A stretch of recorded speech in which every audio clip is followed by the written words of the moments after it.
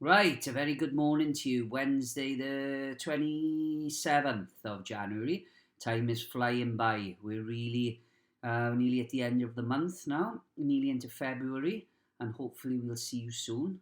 Announcements on Friday, isn't it, from the government? So whether we'll hear anything then, I don't know, about schools possibly reopening. We'll have to find out. But I hope the home learning's going well with you. I hope you're enjoying. I've sent quite a few emails to people to say well done because I've been seeing the work they've been sending into their teachers. So keep it up. Very, very proud of you. And this morning's story is about treating people equally. And we all know that is important. That's our school motto, all different, all equal. Whether it's the colour of a person's skin, whether it's their gender, whether it's the religion that they follow. We always know that everybody is different, yet all equal. And treating people equally is very, very important. And that is the focus of today's story, and a boy called Tom. And we'll find out a little bit more about him today. Right, it's not fair. They seemed to be Tom's favourite words, and his parents had heard them far too many times. Tom didn't used to be miserable, and he didn't used to be argumentative. But something had happened, and suddenly life wasn't fair. He'd changed from being happy to sad, and from being someone you could have a good conversation with to someone who was always ready for an argument. Just thinking, do you ever use those words? It's not fair. Tom was certainly not an easy person to live with, but people can change, as we're about to find out. It was bedtime. Well, it was Tom's bedtime, and there was a problem. But John isn't going to bed, Tom whined, and he dragged his feet up the stairs. He was still moaning as he walked across the landing and into his room. It's not fair. Did I tell you last night and the night before that and all the other nights before that? Mum asked patiently. You told me that because John was older than me, that's why he has a later bedtime, Tom replied. But, no buts. Let's talk about your day, Mum said. Did anything interesting happen? Or sounds like me when I was a little boy. I was the oldest of three brothers, and I got to stay up a little bit later than my brothers, and I don't think they liked that either. Did anything interesting happen? Tom was tempted to give his mum the silent treatment, but he was not a stubborn boy, and he did have something that he wanted to talk about. A new boy came to our school last week, Tom explained. The problem is that he has dark skin. But that shouldn't be a problem, should it, Mum? Absolutely not, said Mum. Tom told a few stories, real stories, about Peter and the fact that some of the other children had been calling him names because of the colour of his skin. Well, we all know that's called racism, don't we? Tom and his friends were taking care of Peter and making sure that he was all right. That's not fair, is it, Mum? Tom asked. It's time for you to go to bed, but no, that's definitely not fair. Mum agreed as she made her way towards the door with the slightest of smiles on her face. The second incident, which encouraged Tom's mum and led her to believe that he could be changed, happened in the play area just opposite their house. Mum actually watched the whole story unfold from the kitchen window. Tom and quite a few of his friends had been playing in the park when they decided that it was a good time for a game of football. Two of the boys were chosen to captain the teams, and they started to choose their players from the remaining 9 boys and 1 girl called Emily. Mum watched as all the boys were chosen, and it was left to the captain of Tom's team to pick the last girl, and he was not happy about it. Tom felt so bad about the way Emily had been treated that he told his friends he was going home. Shortly afterwards, he stormed into the kitchen with a face like thunder. It's really not fair, he cried, and then sensing that Mum needed more of an explanation, he continued. Emily's a good friend of mine and a good football player. The boys made her feel really bad today by not picking her, and the ones in my team made such a fuss about having to have her in the end. That wasn't fair, was it, Mum? I saw what happened, Mum said, and no, it definitely wasn't fair. Well, we know, anybody can be good at football. It doesn't matter whether you're a boy or a girl. I was watching some of the women's football at the weekend. The standard was amazing. Tom was in school when the third life-changing event happened. There was a religious education lesson, and the teacher was telling them about a Jewish festival. And Judaism is the religion followed by Jewish people.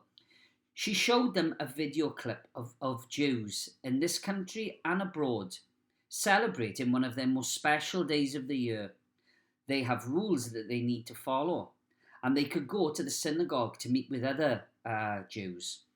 There were a few people in Tom's class who couldn't help sniggering. Maybe they didn't understand what was happening in the video, but Tom was horrified. He couldn't even wait until he got home before telling someone how he felt. It's not fair, he told his teacher at the end of the lesson. They shouldn't have laughed at the Jews. You're right, Tom. It was extremely rude and disrespectful, and it definitely wasn't fair. The final thing that succeeded in changing Tom's ways of thinking happened at Cubs. They had a visitor, an athlete who had competed in the Paralympic Games, who had come to talk to them about persevering even when life was hard.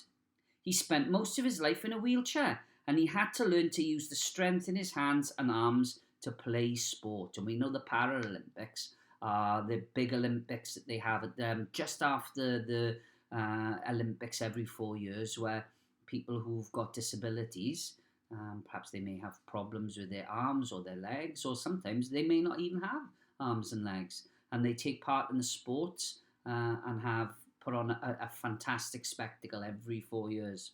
In fact, we had a visitor once, didn't we, to school? Perhaps some of your older brothers and sisters would remember. We had a Paralympian swimmer who'd won a gold medal at the Paralympics in Barcelona and actually didn't have any arms or any legs. So he was a real, an inspiration to everybody when he told the stories about how he'd won a gold medal in Barcelona. He told them that you shouldn't focus on what you can't do, but you have to believe that you can. As they were waiting for their parents to come and pick them up that evening, Tom overheard some of the other boys making fun of the athlete. Their leader had also heard their comments and had also seen Tom's reaction to them. That wasn't right, Tom said. They shouldn't have said the things they said. It wasn't fair, was it? Tom asked, wanting further reassurance. It definitely wasn't fair, Tom's cub leader said. So how did these incidents change Tom, you might ask? Well, a few weeks later, after the Paralympian had come to Cubs, Tom found himself at home from school with chickenpox. He felt very sorry for himself, but he had plenty of time to think. Mum expected him to be an awful patient, making plenty of demands and using his favourite saying all of the time. But actually, this couldn't have been further from the truth. Tom had plenty of time to think, and every time he felt like saying, it's not fair, he thought back to the times when he had said those same words over the past few weeks. It hadn't been fair to Peter for the colour of his skin, or Emily, the girl wanting to play football, or the Jews in the video, or the Paralympian. They hadn't been treated fairly. To treat someone differently because of their skin colour, their gender, their religion, or a disability was unfair. And Tom came to the conclusion that he should be more grateful for the things that he had and be more positive about life.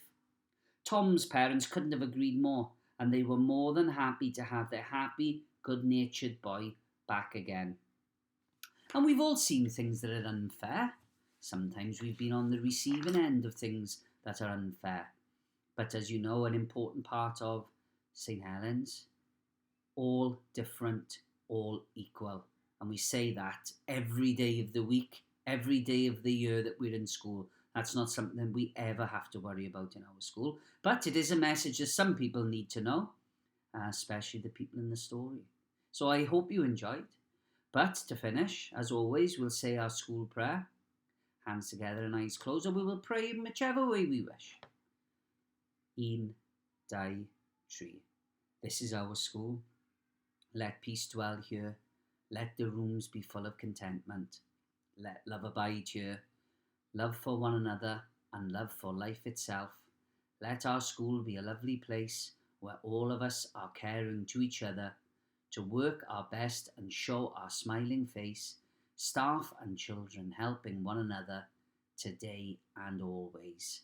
I hope you enjoyed. I shall see you all tomorrow. And as we always say, over and out.